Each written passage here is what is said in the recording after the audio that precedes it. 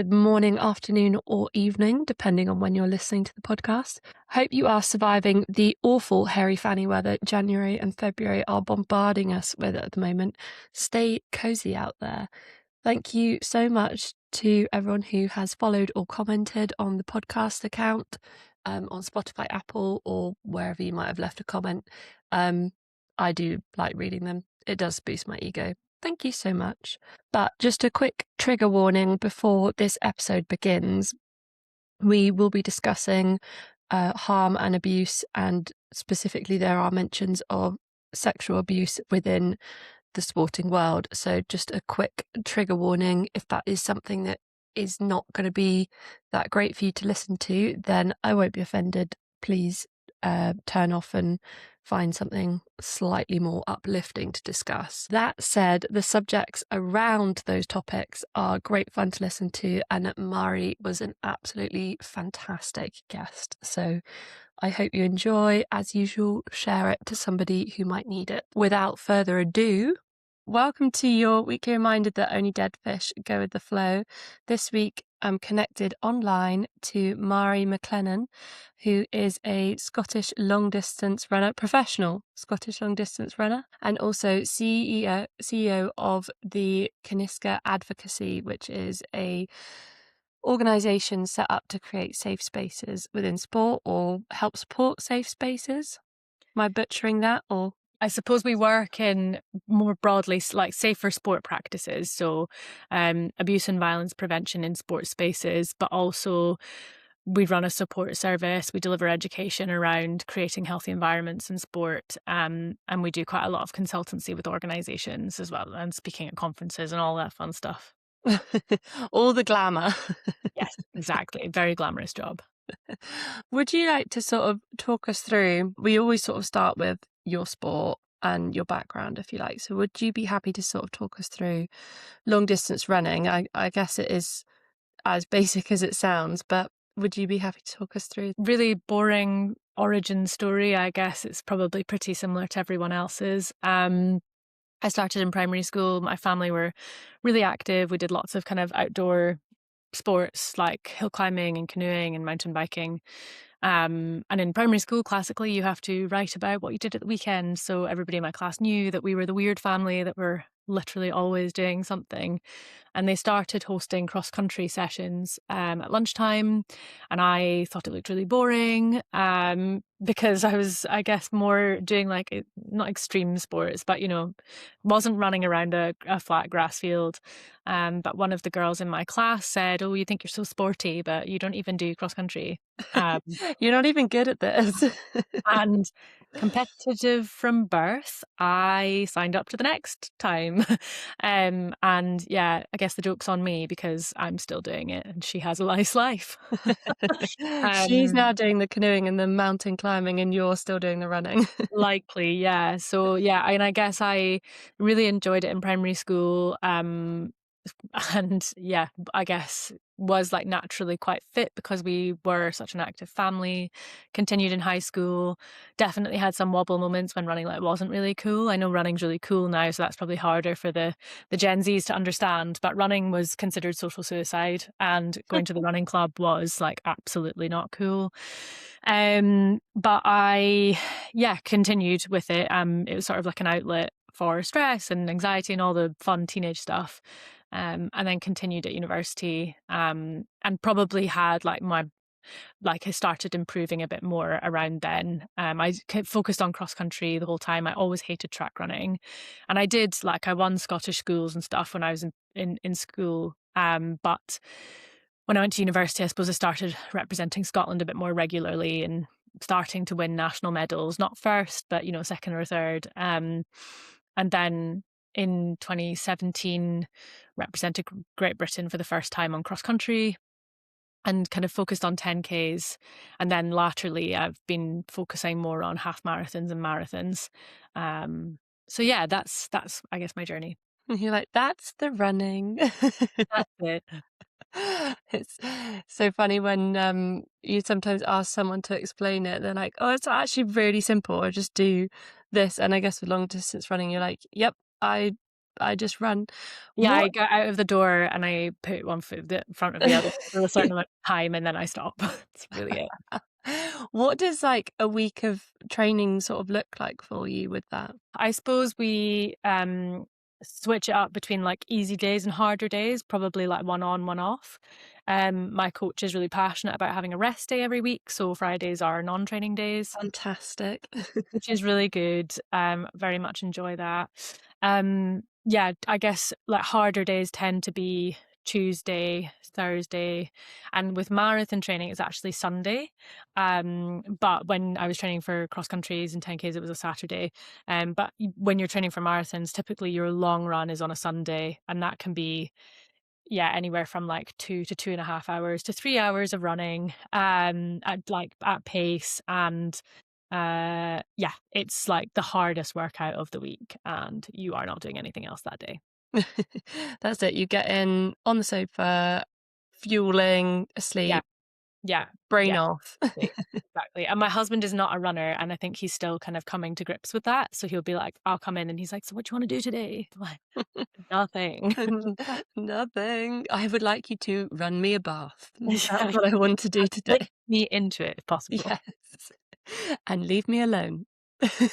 What would you say is like the best and the worst parts? Because the other part of the podcast is like maybe someone will listen to it and be like, oh, actually, I'd really like to take on that sport or, go into that. So what do you think would be the best and worst parts of it? It's a difficult question, I would say, for me because of the work I do outside of running. I think the best part for me is the act of running. Like for me, even now, it's total escapism. Like I need to run for my mental health. And I know that lots of people are now familiar with this because running is really popular and lots of people run. But like my easy run days are like sacrosanct and completely I still, even if I've got a schedule to follow, I'll still try and go and run somewhere that I like, that feels nice, that has like nice views, and try to make it less like a job and something that gives you that release. I also think there are amazing people within the sports community. Like some of my greatest friends, mentors, like, and people have inspired me are from the sport. And I don't know where I'd be without them. Like they're really fun and amazing people.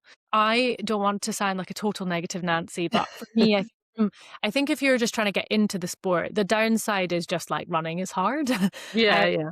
You're out of breath all the time, and I think like when you're not fit, running is like just a really hard sport. But I mean, I think if you're trying to kind of get into a bit more of the structured element of sport, it's quite a hard environment to navigate and not lose yourself in. And um, ensuring that you have balance is kind of got to be self-advocated quite strongly, because it's not. And I think this probably applies to most sport. It's not really an environment that prioritizes the health and well-being of the individual. It's an environment that encourages you to do more and more and more, and Mm, like really kind of live and breathe it and isolate yourself from the rest of society. It can become quite a bubble, and in many ways like that can feel really safe and nice, but when stuff goes wrong you end up kind of being completely alone. So yeah. to sound massively negative, but I think that's probably the negative side of of trying to pursue it at a higher level. The sport teaches you to push and push and push and ignore all of like the no signals of the body. And I've Exactly. sort of left sport over the last maybe 2 years, and that has been like a whole process of like unlearning like Hmm. pain signals and stuff like that, and being like, oh, I can just push through that. And it's like, well, actually, that is the body saying no, and you are sort of conditioned almost to think in a certain way. Yeah. But I also, like, on a maybe lighter note, I imagine that the worst part might also be lack of toenails or And I actually have never experienced this. You're like, I actually have all my toenails. Yeah, I have all my toenails. I have like I've lost one once, but it was honestly from something like really stupid. It wasn't even from like I think that some people are like, I've run so many miles and I have no toes. Like that's not me. My toenails have stuck to my toes. They're still there. But it was, yeah, just I oh, this is such a boring story, but I'm gonna tell it anyway. Go for Um, it. you when you're like training on grass, you wear these things called spikes. They're kind of like football boots, but with sharper metal studs. And they in the winter they get wet and then they dry and they get wet and they dry and they wet and dry. So they get they shrink. Okay. And I didn't know that they had shrunk considerably. And I put them on, but it was icy and snowy, so we were running in the snow. So my feet were numb because I have Raynaud's. And I didn't realize that my foot was getting hammered into this like tiny little compartment. So when my feet thawed out, I couldn't walk because I had smashed up my toes and I lost a toenail. But that was honestly years ago and like well before I started doing marathon running. You're like, I'm professional now. I would never do that. Yeah, we just never make that mistake. Oh, how are you? This is like completely aside from the podcast, but how are you coping with the cold with Raynaud's? Because I've got rheumatoid arthritis, so I'm Oh, sorry. wrapping up and react quite badly to the cold as well. Huh, I wish I could have some sort of like sophisticated measured Oh, answer so, for yeah. how I cope with Raynaud's. But I am like, as you've said before, conditioned by the like tough it out attitude that we get raised with in sport. And so I do nothing. I just suffer. Sense. I do wear gloves like all the time when I run. But I know people that wear like, like plastic gloves underneath their gloves to Yeah, keep somebody was hands telling me warm. about this the other I day. don't do that. Some people wear like, big ski gloves for runs. I don't do that. I just get home and can't open my door and I'm like, oh no, how inconvenient. um, and I like end up in quite a lot of pain. But do you know what? Like, yeah, I'm just an idiot, really. You're like, I'll hold my hand up. No sophisticated answer. Yeah. Okay, fine, fair enough. I just thought I'd pick your brain very, very briefly, very quickly, as a fellow a cold girly, or I refer to the rheumatoid arthritis as the morning stiffies. Yeah, honestly, I mean, I feel for you. My granny had rheumatoid arthritis her whole life, and it's a tough club to be a part of. It is, but I think I've spoken about it quite openly on this podcast. Not an easy thing to live with, but I No, also on board with the cope through humor. yeah, 100%. Yeah, That's yeah. really healthy. Yeah, 100%. Although I do find sometimes us as athletes, we can go too far down the humour thing and we don't actually Oh, for cope sure. with it. Yeah, no, I'm not coping. I'm just being funny. You're We'll move on to our Dying on the Hill section because I believe we're going to talk about the Kyniska Advocacy and Yeah. maybe its origin and what it does and all of those bits. So would you be happy to introduce it? Yeah, absolutely. So Kyniska Advocacy is an athlete and survivor led safe sport organisation. We work in violence prevention and abuse prevention widely in sport. We don't focus on a particular level or that we don't work exclusively with elite athletes or grassroots athletes. We work with everybody. We run a support service for people that have experienced harm and abuse. We deliver education to organizations around how we create healthy environments holistically. So for those in the biz, that's contextual safeguarding and how can we look at the entire environment and make it a really safe and welcoming environment for everyone to kind of embed prevention from top to bottom. And we also work with various organizations in the space around kind of trauma-informed practice, trauma-informed investigations. And we have an amazing team of experts that work with us. And in many ways, it's a really rewarding job. And in many ways, it's like completely draining and exhausting. I myself have lived experience and yeah, it's a constant challenge to be and exist in this space, and but it's also a privilege and an honor to work with people who trust us. and with organizations that want to do better. That's a heavy load to put yourself back in an environment or to be listening to other people's stories. Uh, Absolutely. so yeah, hats Yeah. hats off to you.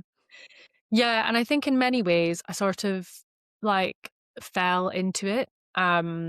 It wasn't necessarily, it definitely wasn't my life plan. When I reported and spoke up about the abuse that I faced, I ended up joining two other athletes to do a petition to get lifetime bans for coaches that were found guilty of sexual misconduct and abuse in athletics, because they wanted to use my story as a catalyst. And I guess at that point, as many victim survivors feel, I was sort of tired of people using my words and twisting them, and being told to be silent or speak up now, speak up, don't speak up now.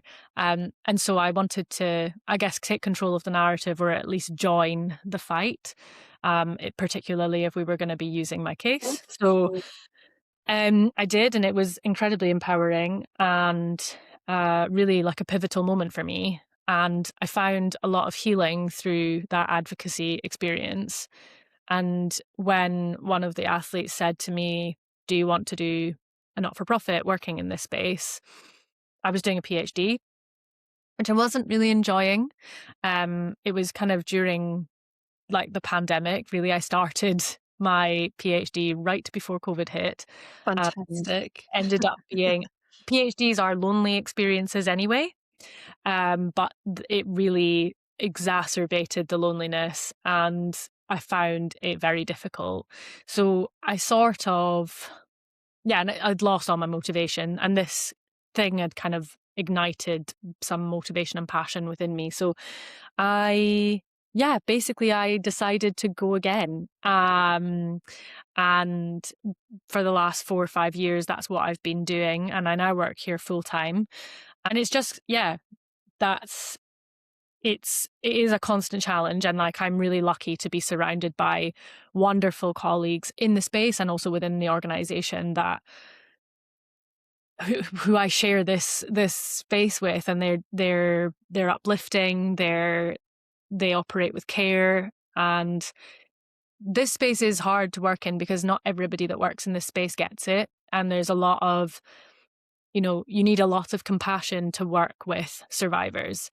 And there's one thing listening to somebody's account and providing emotional support in that moment. But when you've got to work alongside survivors, you also have to be careful. So it's almost like reminding yourself that they're not just a work colleague. That person also is carrying that lived experience with them in every context that you're working with them in. And that requires a lot of expertise and care. Yeah, I was going to say gentleness and patience. And Yeah.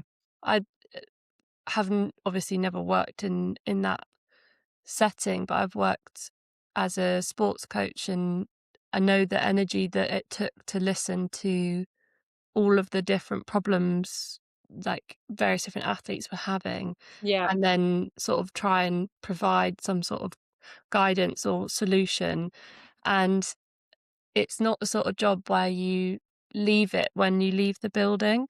You go home and you think about, oh, well, this book might actually be really good for so and so to have a read, or like, I must remember to pick up this tomorrow and sit down with so and so and like, help them plan their goals, or like talk with them about what they're upset about at school, for example. Yeah. But it's not the sort of job that you just leave at the door, and it is full on. And I'm not sure that the coaching community always appreciate that, especially when they're working with younger athletes, that they're far more than just a performance Yeah. coach. They've got other responsibilities like role model in terms of how they talk to people and other women, and they're a constant support through some people's school life. Like, that's somebody who they see every day, and like Yeah. their feedback is crucial to how people feel. Yeah, and I think it's a really hard line to draw actually with coaches, because I think a large amount of the work that we do is focusing on maltreatment perpetrated by coaches to athletes. And I would say in our space, coaches get a really hard time and have a bad rep. And there are amazing coaches out there, but Mm. it there are not, in many ways, the system is also set up to fail coaches as it is set up to fail athletes, because there's not sort of consistent, coherent education across the board, across sports. That's what I was sorry, I was just gonna butt in, as someone who's gone from being a like international standard athlete to like retiring and then Mhm. just being pushed straight into a coaching role. Even though I had a undergrad as a sports coach, there wasn't like, that was just like, oh, you've been a good athlete, so you'll be a good coach now. Yeah, absolutely. I get told And that it, all the time. yeah, well, yeah, And which I don't want to be a coach. no, which I do. I really, really loved my coaching experience and working with uh everybody that I worked with, and I would go back to it, not the environment that I was in at the time, but I would go back to that sort of care performance role in a heartbeat if it worked out. But there wasn't a lot of education or even guidelines or even particularly good HR in charge of you once There's you no were way. in that position. Yeah. So, yeah, sorry to interrupt, but that was Mm. my Yeah. 2 pence. Yeah. And well, I think it's like essentially for spectators, I think they think of sport as a professional sector, a professionalized area of our society, and they watch it on TV. They assume that there are structures in place. But for so many coaches, it's not a profession that is well structured. There's not like, obviously, there is variation between the quality of teachers that you have at school, but everybody does a teaching qualification, which is the same teaching qualification. And Mm, the variation in teacher is their personality. But with coaches, there is no single coaching qualification that you then specialize into your specific sport. Um, and therefore, what you are expected to do and the duties you're expected to carry out, and as you've kind of covered, what you're expected to be able to handle and manage is not consistent. And you're also not really told what that is. And so, I think it's getting better. Some coaches are told, you have to see them as people first and not just athletes and not performances and not commodities and not numbers. But also, where is that line? Because mm, actually, if you do too much of that, then you could also be creating unhealthy dependencies, unhealthy relationships with athletes. And as with all of these kind of safeguard protections that we put in place, it's not for the people who are well intentioned, it's for the people who are ill intentioned. So, for example, when I worked as a teacher and I was teaching children, it wasn't that I wasn't allowed to have a child who was 4 who was crying on my knee because I was gonna do something bad, but it's mm, because if I put her on my knee, then she's gonna think that that's normal for people in positions of authority. She's gonna think that's normal for teachers to do. So if somebody who has ill intentions does that, it's gonna take her much longer to realize that she's in danger. And it's the same with coaches. So if you're a coach who is really hands-on and you really, really care and you have really good intentions and you are therefore kind of talking to athletes about all sorts in their lives and they're sharing lots of personal details. When someone with ill intentions is doing that to assess vulnerabilities so that they can see how much they can manipulate that person or abuse them, that person, again, same story, isn't recognizing that they're in danger or that this is not expected behavior. And because we don't have that standard criteria, I think coaches have a really hard job and athletes have a really hard job because the system isn't really set up professionally. no. And I also my second sort of two-piece for it, if you like, is a lot of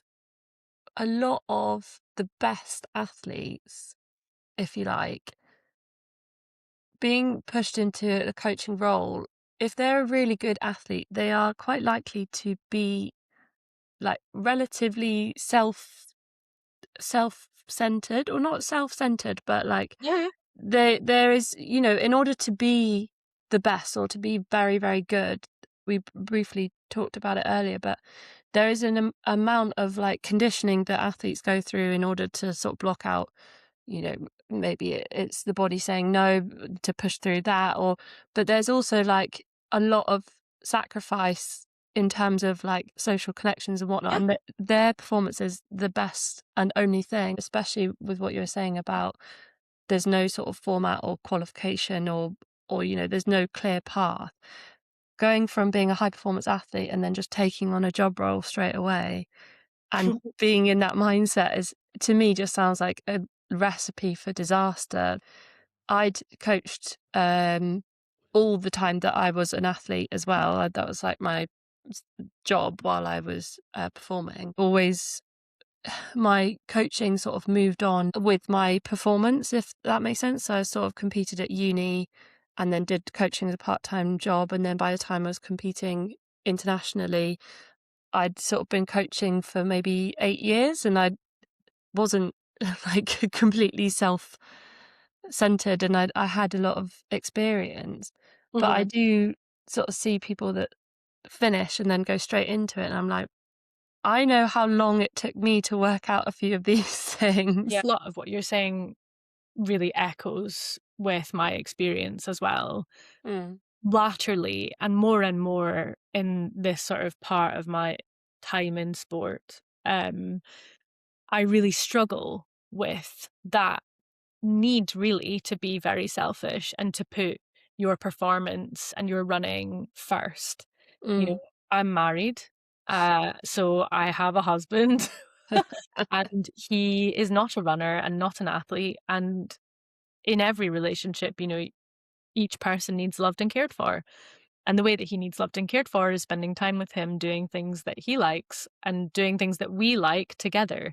But the things that we like often come in opposition to my training schedule or my competition schedule. And he is French and his family live in France. And us spending time with them in France during the year is really important to him. And I've had to learn to balance that time and fit it into my training schedule and fit it into my competition schedule in a way that you don't have to do when you are single or when you are, maybe just it's a boyfriend or a girlfriend and you can Mm. absolutely put your sporting experience and yourself first. You're right that elite sport does require a level of tunnel vision that it becomes less and less compatible with your life as you get older, and there are different responsibilities that are put on you or that you have. And I know for a lot of athletes, in many ways actually, that kind of tunnel vision can be almost a detriment to their sport. Kind of what I was saying at the beginning about it being this really insular bubble and that sport demands a lot of you, Mm. and to do more and more. Some athletes that I know who've started families or had children, they've actually found that helped their running because it's made them less like that and or their sport, and so it actually gives them balance. And I suppose what I've tried to do probably since 2019 is find that balance a bit more, is how do I not become completely consumed by this? Because for me and my brain and who I am, being all in and 100% and really selfish doesn't work for me. It makes me really depressed. And so, but it's a constant battle with the system and what the sport demands and what's expected of you, and trying to carve your own path in that is hard because I think ultimately, currently, the sporting experience and the sporting system is not set up for that to be default. Mm. We're a big advocate on the podcast for, having something else, having another hobby, and then, it's a big. My husband is a part of the Olympic rowing team, Mm, and it's a big conversation between us frequently of, you're not just the rower, like you're not just that, like yeah. that is part of it, but it's not the whole picture. And he, maybe I poo-poo it often, but he's a big Lord of the Rings, Game of Thrones fan, and he spent his first ever paycheck, if you like, from rowing on buying a Lord of the Rings sword, like a real life. And I do, I obviously have to make a dig at that every now, not a dig, but a joke at that every now and Yeah, of then. course. Because of course that is, Yeah. My husband speaks Elvish, so. oh, okay, fine. So we're talking the same language here. You've got to take the piss a little bit, but also I think that is a massive part of what keeps him sane, and hopefully when he retires from the sport, which he's not got plans really to in the next, however long he wants to do the next Olympiad, but hopefully that will, I'm not sure how it will be helpful, but maybe he can talk to your husband about Lord of the Rings jobs, if there are any, and whether or not they can just talk Elvish together or something. I'll give you his number. He'll be delighted. Be thrilled. That nonsense aside, do you have any sort of pointers? Because we do have some coaches that listen who are working with, younger athletes, and they do want to get it right. So do you have any pointers as to what you would, like 3 top pointers as to how you would make it better or things to avoid? I mean, I'm by no means a coaching expert. No, no. I'll caveat anything I say with that, and everything I'm going to say is based off of probably my lived experience and what I've seen. I've also been a coach for a brief period. I think particularly with younger athletes, it is trying to avoid some of those narratives that can lead to those all or nothing attitudes and behaviors. So when I was younger, I was told you won't be able to have a social life if you want to be an elite athlete. You can't drink, you can't go out. You will need all focus. Now, there is you do need to dedicate yourself. You do need to work hard. And so it is important. I think it is important that we have conversations with young athletes early on, particularly those who are motivated and want to become elite, about what that life looks like, and have a realistic conversation about what they might be able to do more of or less of. I've had that same conversation with my 10-year-old niece in a gentle way. But I Yeah. think some of those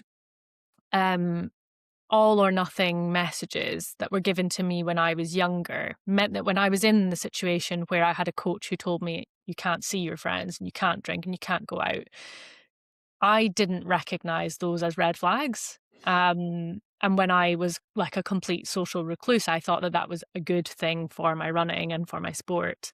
So I think it's trying to keep reminding, like, sport is a long journey, and I know that we have this obsession as adults with like youth professionalization and young children who can do impressive performances that would be good for an adult. We are obsessed, and we get very excited about potential. But I think it's really important to have balance, and a motivated athlete does not need your motivation on top of it. If anything, it needs you to pull the reins in a little bit and remind them that school is really important and friends are really important and they themselves as a person are really important, and particularly at a young age to have lots of different things in their life before they get to a point where they feel that they want to focus solely on that sport. So I think that would be message number 1, is like balance above all. Mm-hmm. And I think the second message is understanding that, particularly with young athletes, there are going to be fluctuations in their performances as they grow, as they go through puberty, as their interest goes through peaks and troughs with the sport. And I hear from a lot of coaches like, oh, I'm really worried that they're going to drop out of the sport. I'm really worried that they're going to stop coming. And my Yeah. message there would be like, okay, and what if that happens? Maybe this isn't right for them. Maybe they're destined for a different path. I know that you as a coach really want to harness that potential, but it's okay if they don't want to come to this sport or to that activity, because we can't funnel everyone into what we want them to do. Mm. And they might come back. The Yeah. like real important thing is that people are enjoying their time. And I even, as a teenager, I went through a time where I didn't want to do running anymore.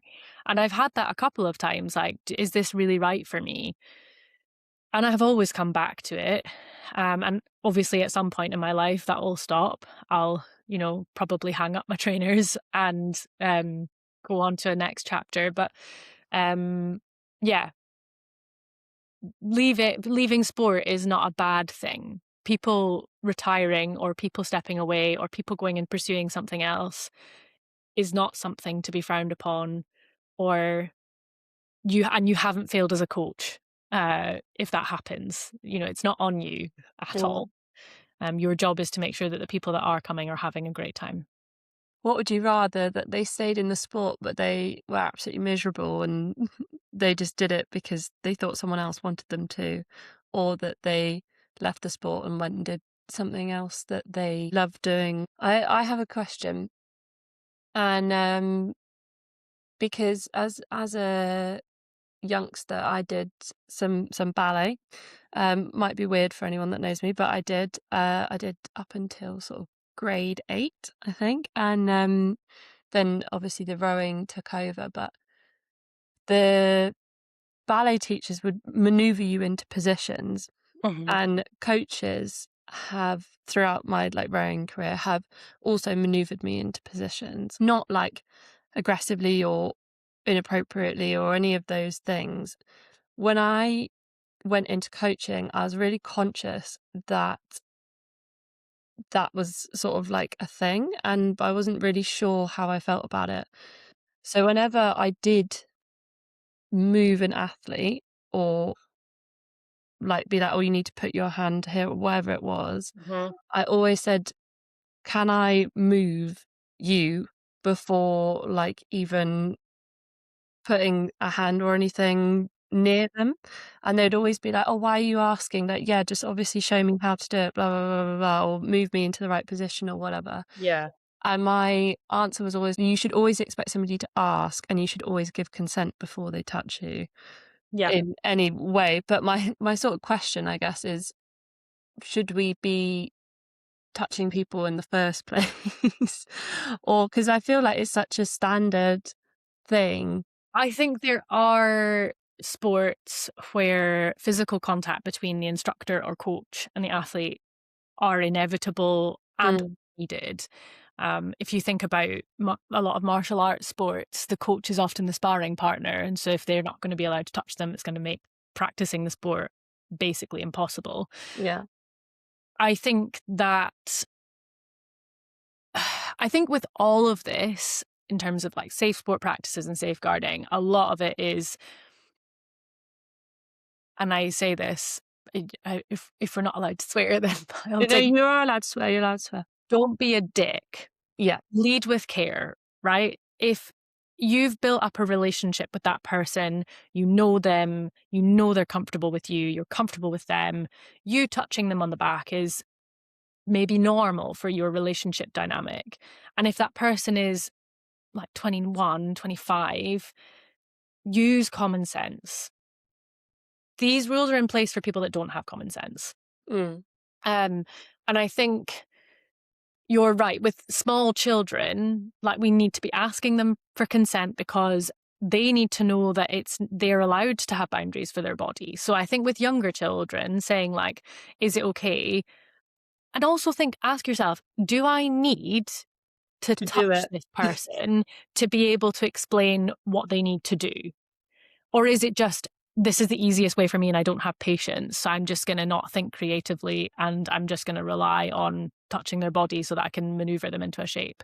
Can I demonstrate it first and see if they can get it? Can I describe the alterations that they need to make?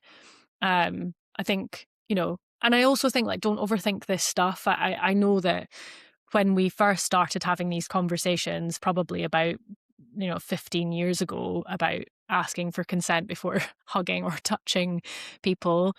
I know that like a lot of coaches actually really struggled with that. But the coach I have right now, he probably won't remember this, but I remember an incident where he's a dad and he was really young at the time. I think he probably would have been about 30. And he was like, well, I can see you're upset, but I'm not going to give you a hug because is it okay? Can I give you? No, do you know what? Don't worry about it. And I just remember like almost as an athlete, it like made me laugh because I was like, we know each other. I trust you. It's fine. I'm crying. Like I could probably do with a hug. So I think all of this is like, remember that we're human, like we can read each other, you know, we're able to read body language, we're able to read facial expressions, and we have intuition about how we should interact with each other. I think it is important to ask, and if someone looks uncomfortable, don't Don't touch do it. them. You know, we do a lot of these classes with like young people around consent and boundaries, and like we get them to role play like physical touch, and we play games with like little kids about you know, asking them to touch elbows and like basically get closer until they realize that like the other person really doesn't want to do it. And in many ways, like it's a really useful exercise to start learning some of those cues and indications, but we do know them, you know. So that's a really long answer to basically say, use your intuition, be human, default ask for permission if you don't know the person well. It probably depends on the roles and we talk about this as well, like the different layers of power dynamics that are in place in your relationship. So think about, are you the same sex or gender? Are you the same age? Do you have the same position? Like, are you both athletes, or is it like assistant coach, athlete, coach, athlete? Is it physio, athlete? Like, does your role inherently require physical touch? And should that have been the conversation when that person comes into that space? Can you do whatever it is you're thinking about doing without having physical touch? And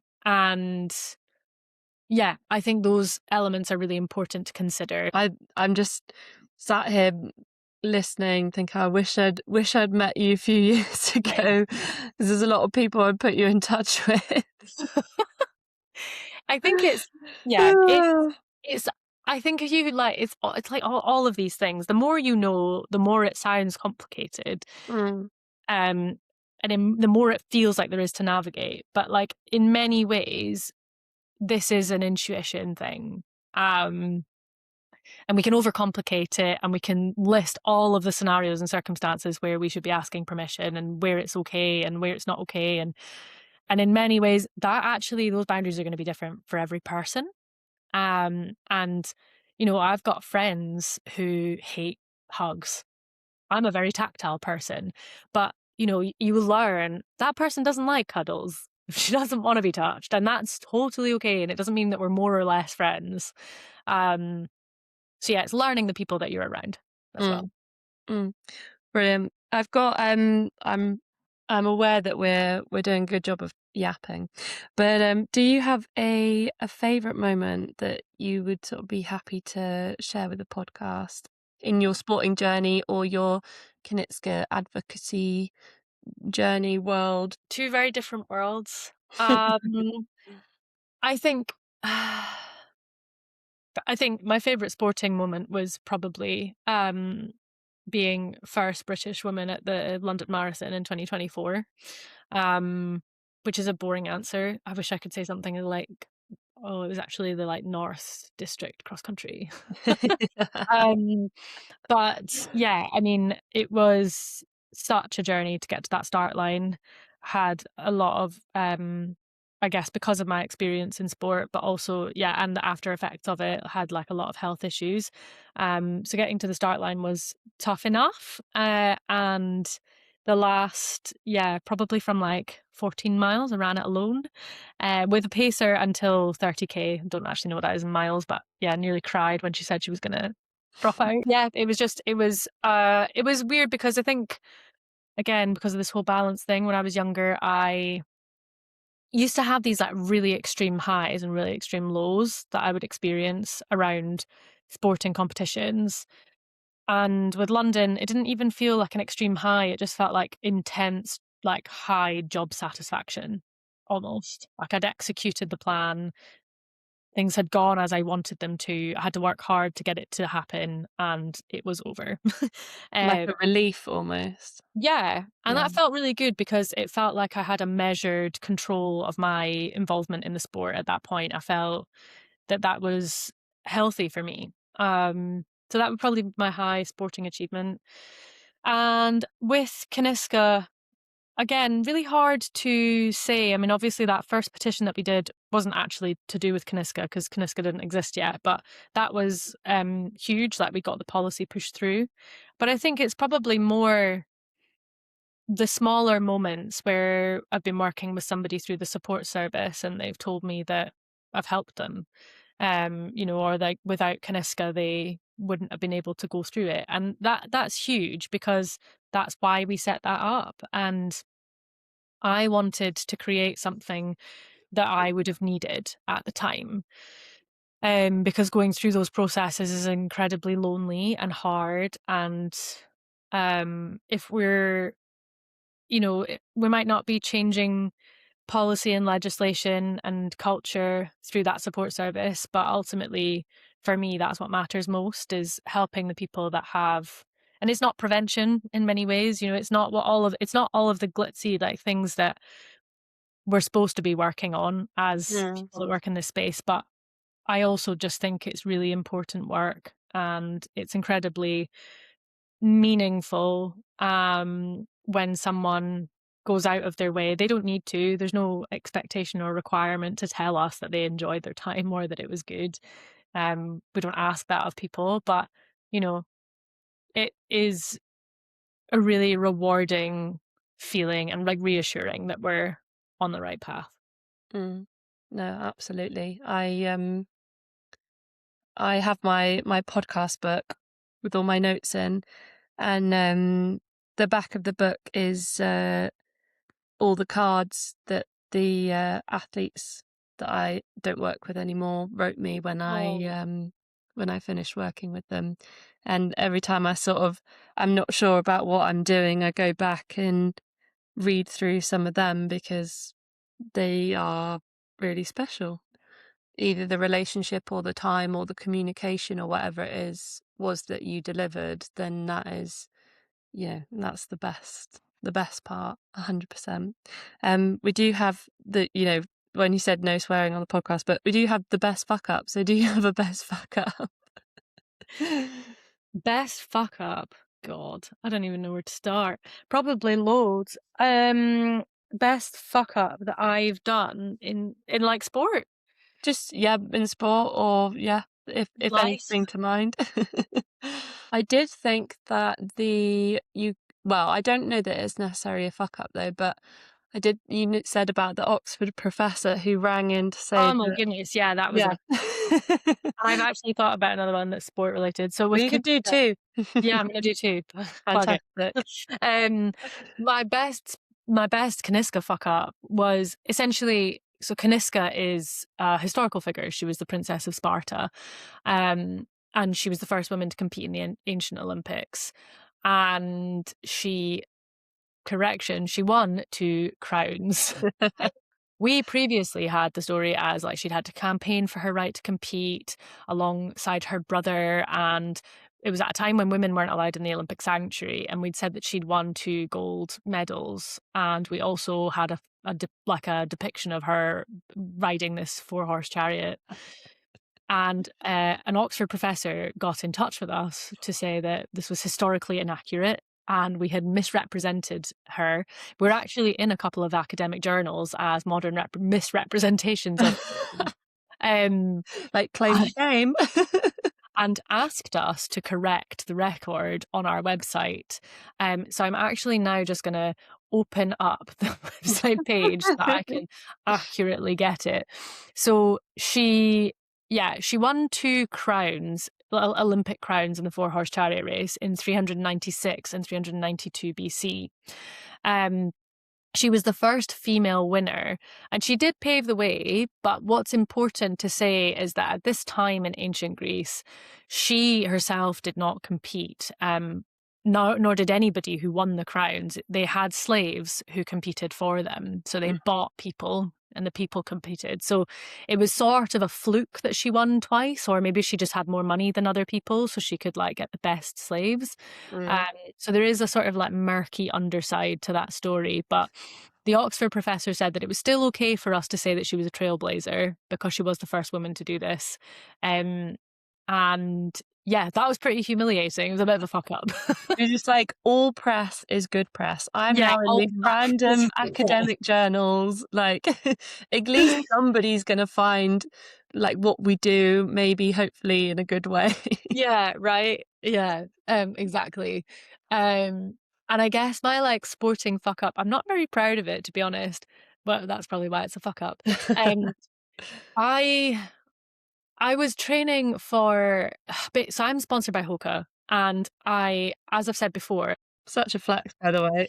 I'm not very good at like being proud of what I'm doing or like even accepting help. Terrible at that. And they'd sent me like half a size too small shoes. And so instead of emailing them and saying, these shoes don't fit me, I just wore them anyway. And I was training in them and I was racing in them, and I was training for a half marathon. Anyway, my foot started feeling a bit tight. And I was like, oh, that's weird. So I was rolling my foot on this ball, and then I did a race. It was a 3K race. And during the race, I felt this big pop. Oh. And it was agony. Kept running, finished the race, but noticed like I couldn't really sprint at the end. I was like, oh, that's so weird. When I finished the race, felt really sick. Went to my coach, and it was an evening race, and I said, oh, feeling really sick. Foot was really sore. I think I went over my ankle because I think I'd like hit a pothole. It was a road race. And he was like, oh, maybe you're sick because of the caffeine. How does your foot feel now? My foot felt like hot and fat, but I said, fine. Fine, no problem at all all. good. So I ran 2 miles as a cool down, and basically like the next day, like I couldn't walk if I didn't have a shoe on.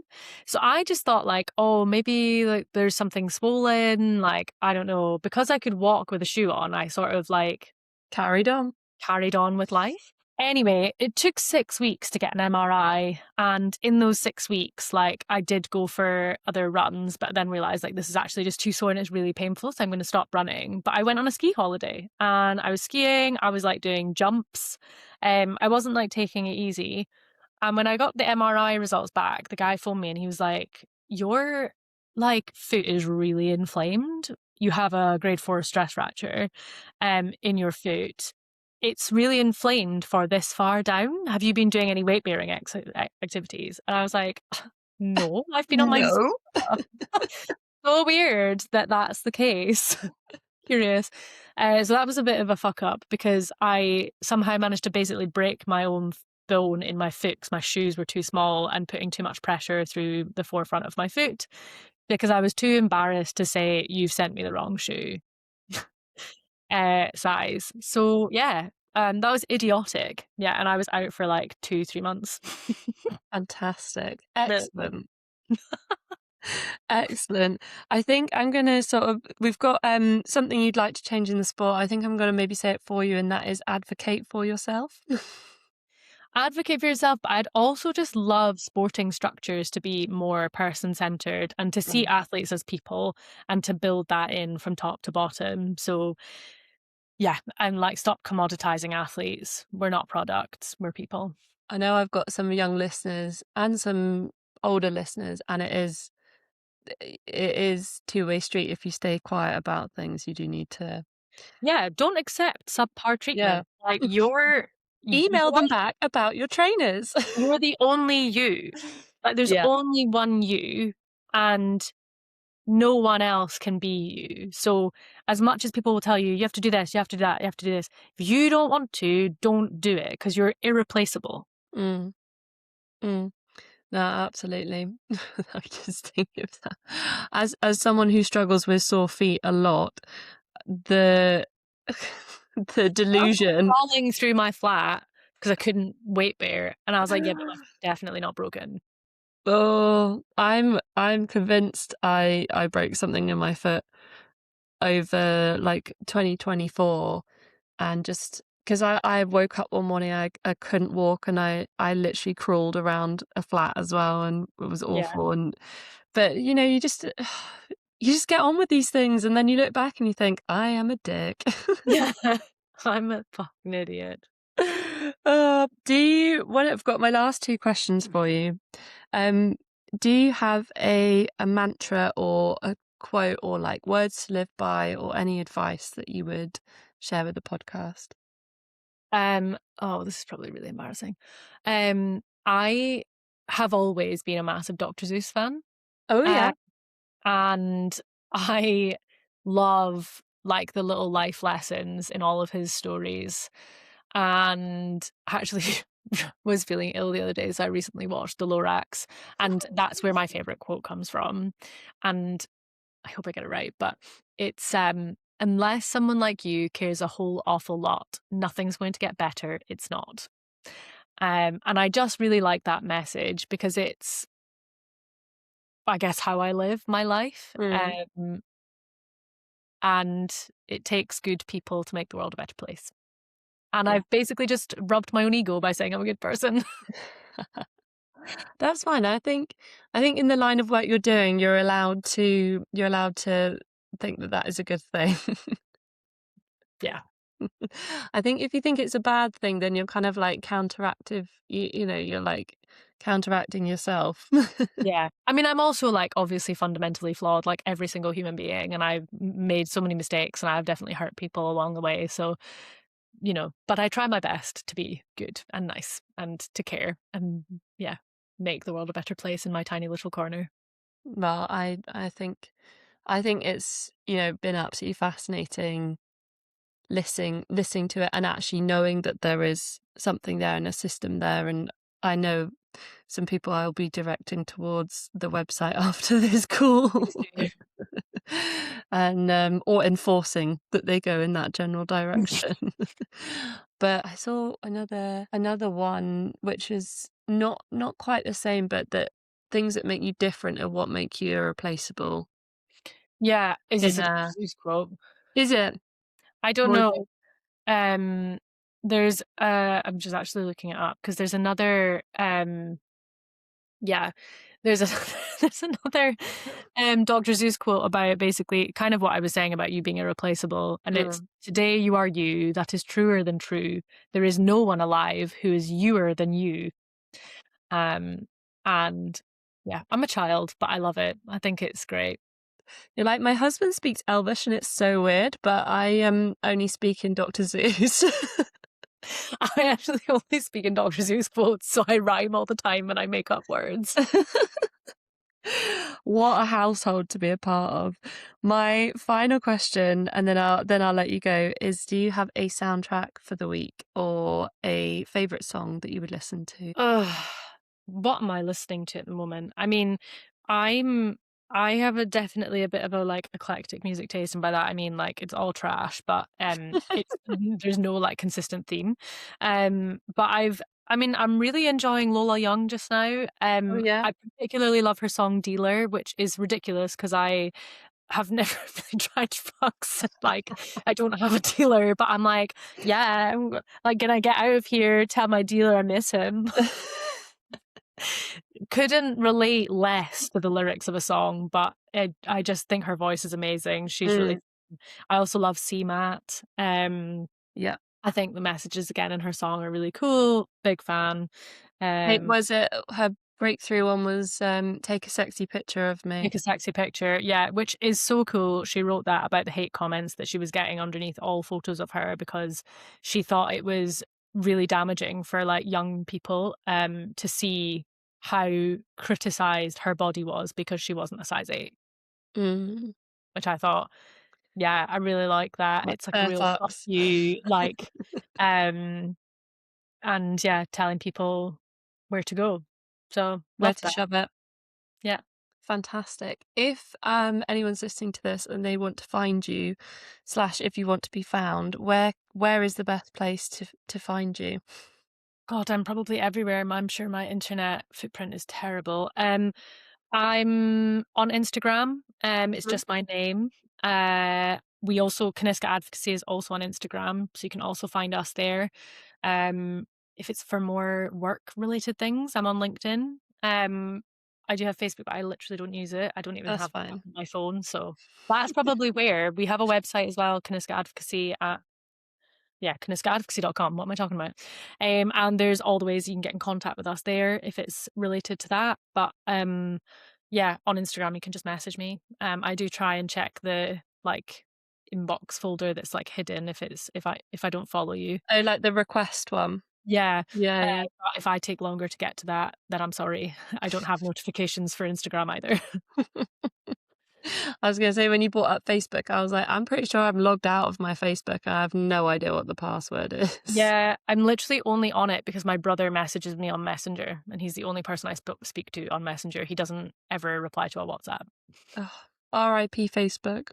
Well, Yeah. anyway, that's all my questions. Do you think you've covered all the bits that you would like to cover in the podcast? Yes. Yeah, definitely. Thank Fantastic. you. So all that's really left to say is thank you so much for coming on. Thanks so much for having me. You're very, very welcome. Thank you so much for listening to this episode of Only Dead Fish Go With The Flow. As per usual, you can find us on Spotify, Apple, Amazon. YouTube is in progress. And you can also find us on our website. And I think the stickers are live on the website. So if that is something you are keen to get your hands on, then you can now find them on the website, which is linked in the Instagram bio, the Spotify bio, and the Apple bio. Speak to you next week. Bye bye.